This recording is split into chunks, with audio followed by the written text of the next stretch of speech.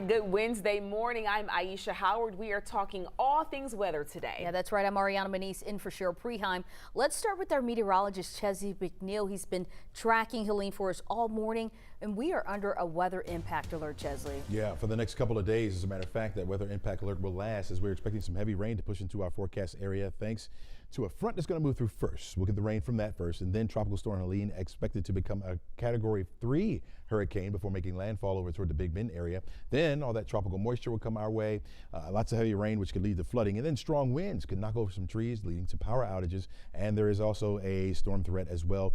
Brief spin-up tornadoes certainly possible in the area, so we need to be on lookout for those three things, especially the rain. Right now, that tropical storm down into the Caribbean Sea, extreme western portions of the Caribbean Sea. 65-mile-per-hour winds moving to the northwest at about 9 miles per hour. So it will move into the Gulf today, become a Category 2 hurricane possibly by tomorrow, and then a Category 3 hurricane before it makes landfall near the Big Bend area here. You can see that red outline along the coastline there. Anywhere in those areas is where that Category 3 hurricane could make landfall. Then it will lose strength as it continues to push to the north. Will move through our area. That's where we'll see the peak of the heaviest winds. We'll see that rain associated with it as well. Of course, the rain will be out ahead of it.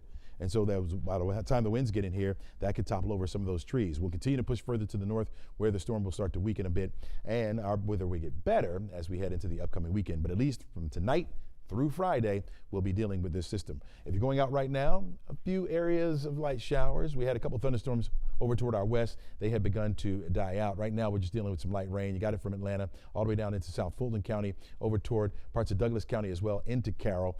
Light rain. Had a few isolated showers. You still do up here to the north, over toward northern Dawson County near Juneau, and then further up to the north as well, over toward Habersham County. You got some light showers. Temperatures in the 70s, and I think that's where we're going to stay for today, topping off around 78, 79 degrees. That'll be an early high. We'll hit that right around 2 or 3 o'clock this afternoon. You're looking at scattered showers becoming more widespread as we head toward the evening. And again, that rain stays with us not only tonight, but into tomorrow as well. We'll talk more about that in the full forecast coming up. Ariana, over to you. Thank you, Chesley. This morning, a state of emergency has been declared for the next 6 days. Governor Brian Kemp is ordering 500 Georgia National Guard troops and state agencies to help with storm impacts. Emergency officials say they'll scatter those resources across the state. The executive order will help with immediate resource assistance in the aftermath of the storm. And we have live weather team coverage for you this morning, helping you get ahead of the storm. Bobeth Yates starting with our live coverage from Atlanta. Bobeth,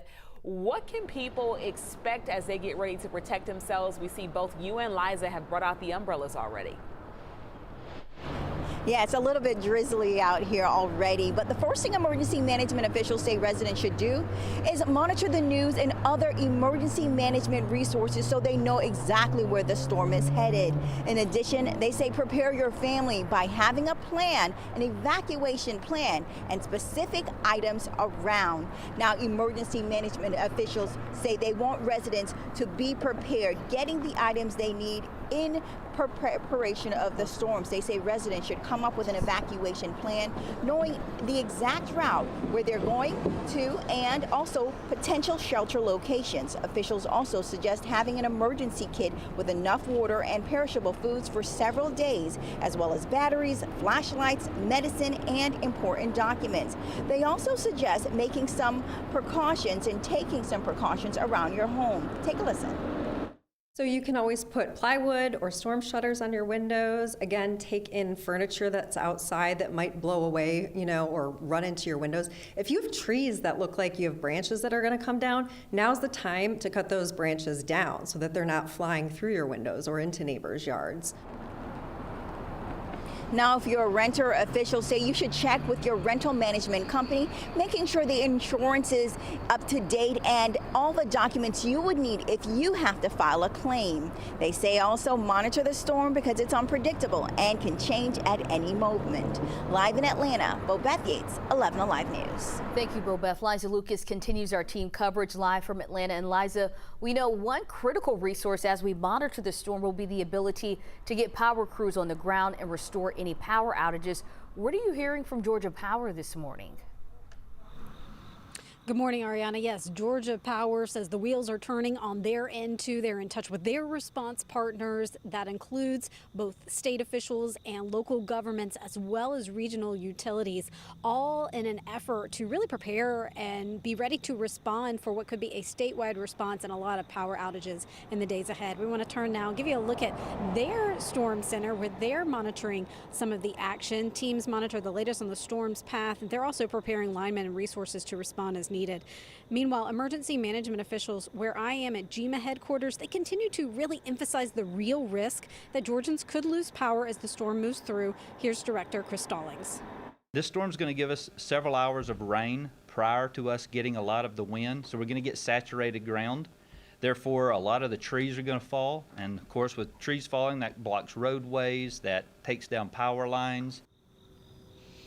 As Babeth mentioned, Georgia Power says it's critical to stay aware, stay on top of the latest on the storm's path, and make sure your family has a plan. Also, unplug major appliances and charge those cell phones in case you lose power.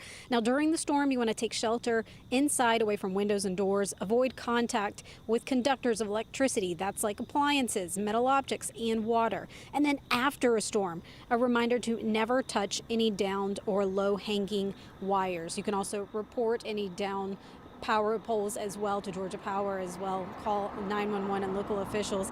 In the meantime, Georgia Power says that their crews will be on hand, ready to respond and safely restore power as conditions allow. Live in Atlanta, Liza Lucas, 11 Alive News.